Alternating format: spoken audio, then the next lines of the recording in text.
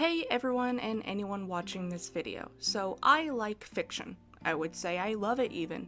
Fictional stories from different kinds of media have plagued my life and mind ever since I was born, much like every one of you.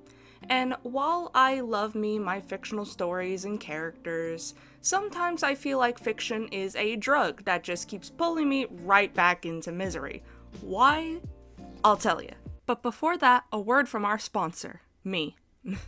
Hey there! Have you seen any of my art pieces in the past and thought, wow, I would like some of that? Then boy do I have the announcement for you.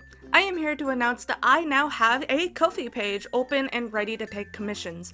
I have a few different commission selections already on my page for you to request and customize to your liking, ranging from $6 to $20, give or take, depending on the commission. Rules and terms regarding my commissions are in the bio of my Ko-fi page, so please read them before commissioning me. If you are not someone who wants a piece of art from me but still wants to support, you can tip me on my Ko-fi page for the low sum of $2 should you be in the position to do so.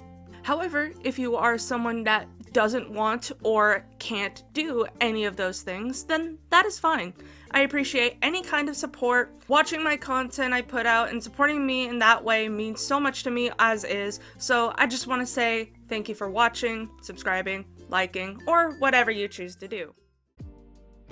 If you have consumed any kind of fictional story, I bet dollars to donuts, the thought has come across your mind of, dang, this world is so cool. I wish I was in this universe.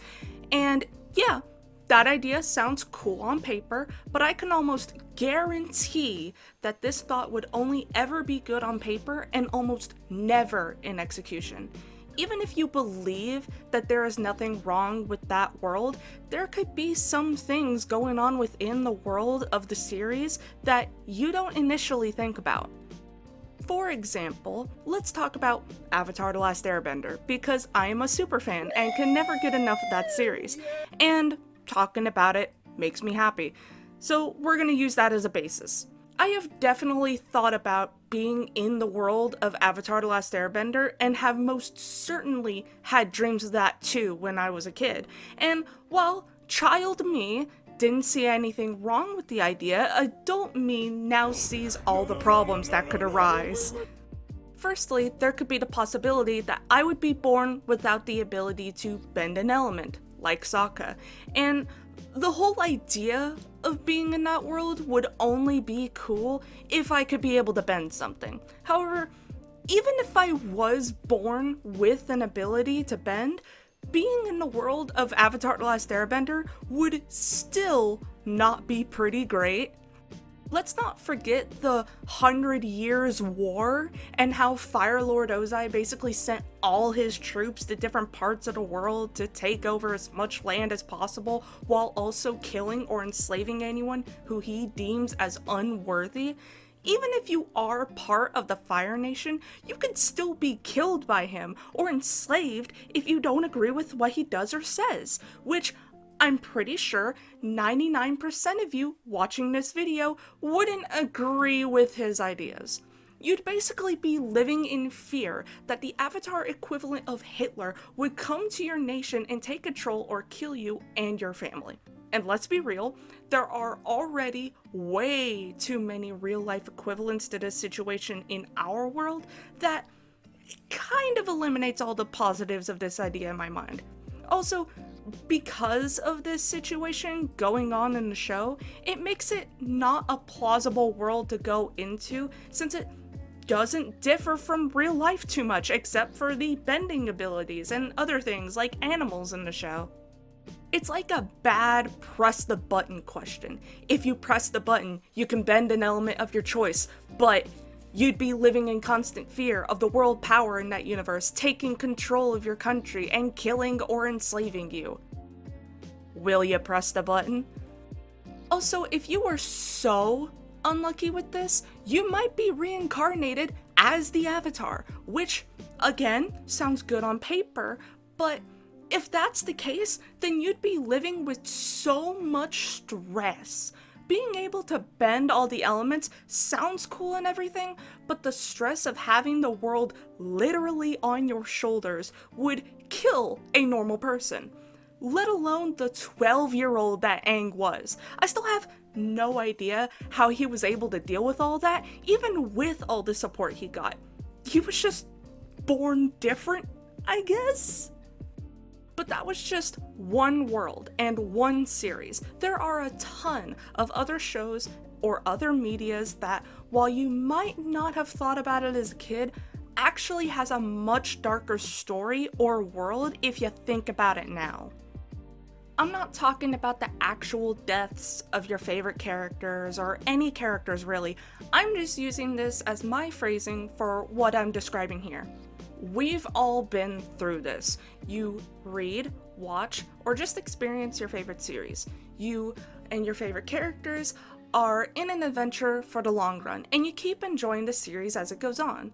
Enjoying the jokes, the stories, the heart-wrenching backstories of all the characters, or just enjoying how hot they could be. But then you reach it. The end of the story. The end of the series. It is done. Finished, and there is nothing left of the series to experience. After that happens, you get left with a feeling of emptiness and maybe even sadness that you can't experience it more. You then sit there with a question in your mind that had existed in your mind previously, but is now brought to the forefront now that the time has come. What do I do now? This sounds dramatic, and it probably is, but it is something that people who experience fictional works go through. We know things will come to an end, and it is inevitable. So at some point, you have to realize that with your favorite shows, books, movies, or whatever you consume, you won't be able to experience or see those characters again in the same way you have been previously enjoying them. Even if the ending is happy and they are given happy endings and live with happy lives, you don't get to see it in the canonical works after you're given that glimpse of what could be. Unless you're given a sequel show, but let's be real, those things don't fill the void left in you entirely. They don't strike the same as the original did. It is basically the death of those characters. In that certain way, it is. It reminds me of the Dan Howell video about the same topic, where he describes the end of a series being similar to seeing all your favorite characters and friends die in a car accident. That being the same feeling you get when a series ends. If you watch a show with loads of seasons for years, you get to know the characters, their little quirks, how they interact with their friends, and for some people, it symbolises a period of their actual lives, and then they're gone. It's like a special group of friends you have all died in a car crash at the same time. Again, sounds dramatic, but it do feel like that sometimes. And you might think, oh, just rewatch or reread the series you like if it's so upsetting to see the end of it. But that's not how that works. Rewatching your favorite anime won't ever be the same as you watching it for the first time. Same goes for other media. Your first experience of a series will be a once-in-a-lifetime thing for you. You can't relive the first time you watch something, sadly enough. So rewatching it doesn't have the same effect. You already know what's going to happen by the end of it. It's like a time traveler trying to go back in time to stop someone from dying, only to find out that it is inevitable that they die.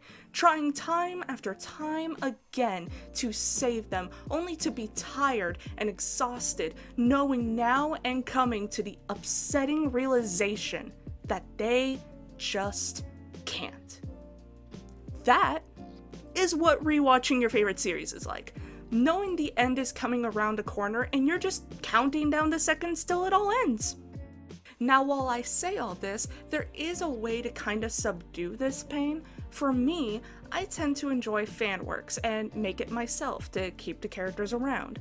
I believe that fandom and enjoying fan works like fan art and fan fiction can help with enjoying more of the character and add on to them or your love for them more.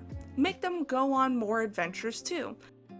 While all this may not be canon, it is something you can still do to keep the characters alive in your mind. Finding people who also enjoy the same series also helps, because then you can have someone to yap to and add on to this obsession with. However, if you do read fanfiction, you might end up in a spiral where the fanfic you read is so good, you get so invested, and so when that ends, you want more of that headcanon or AU with that character involved. And finding fandom around a specific fanfic might be a bit more tricky. You could still find it, but general fan work of a character is easier to find than of a specific headcanon or AU in my mind. So if you fall into that spiral, don't blame me. Anyway, I thought of making this video of me ranting about fiction because at the time of me writing this script, I'm going to finish reading the My Hero manga. Wish me luck. See you all next time.